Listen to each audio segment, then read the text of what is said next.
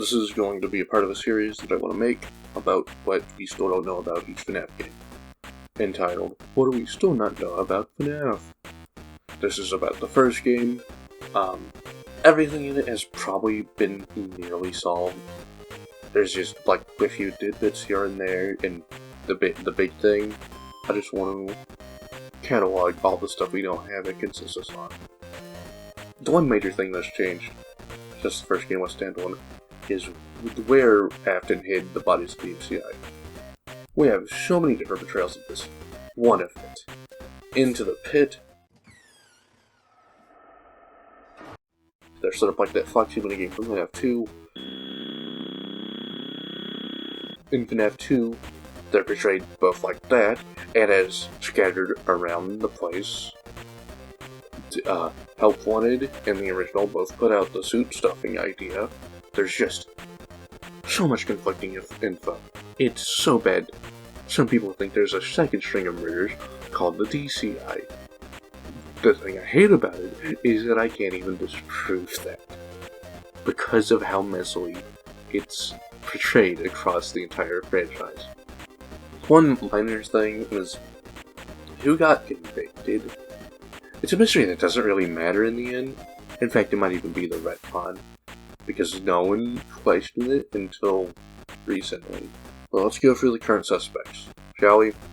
Afton, the first person you think of. His sister location takes place after FNaF 1, then he needs to have a clean slate to own that business, right? Sister location takes place before. Then when does he transfer the MCI souls into Molten Freddy? Yes, Molten MCI is just straight up canon. Why else would Molten Freddy be in Pizza Sim?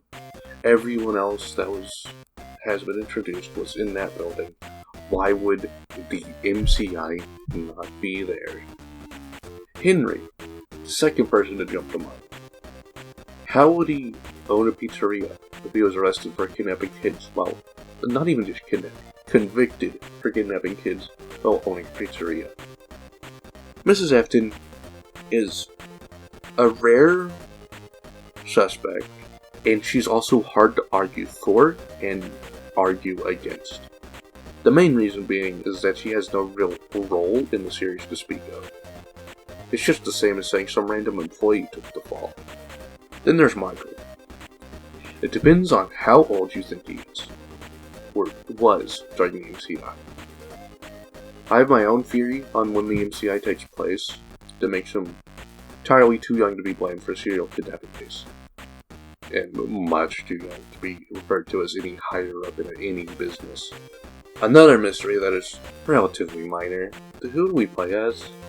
Afton, Michael, or just some unlucky guy. It doesn't really change anything we learn from the game. The only thing it affects is whether or not you think what sister location is set after FNaF 1.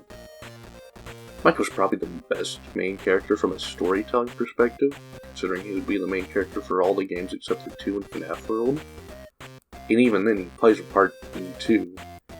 But it would be funny if the pink slip was written by Henry because he knew Afton was up to a shit again but couldn't prove it.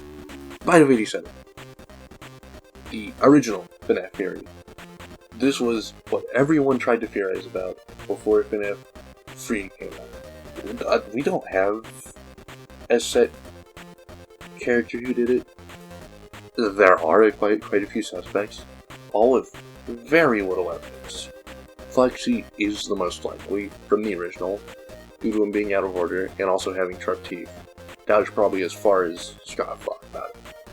Freddy could have done it, and that's why he was the only one with a no-touch rule. Toy Chica could have done it, but I don't know if it would reach the frontal lobe, because I don't know how wide the beak opens, and I'm pretty sure you're supposed... well, we don't even know who got bit.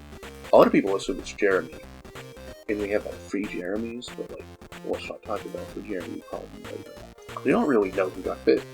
We assume it's Jeremy, but we hadn't proof it is, and we think it happened during FNaF 2, during the birthday party. We don't actually know that for a fact, though.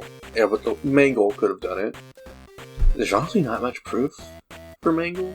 There's like the jump scare she has. The ones you can safely discard are the ones without large amounts. Most of the toys and the puppets. I also think probably who was being bit is probably the bigger mystery out of the two.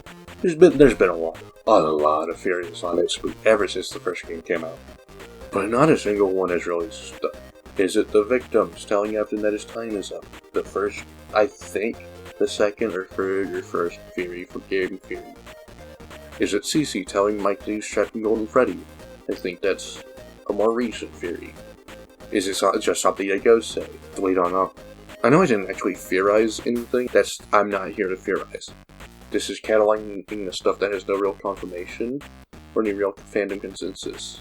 I plan to make this into a series, like I said before. God help me when I get to 4 and above. At least FNaF 3 is fully solved, right?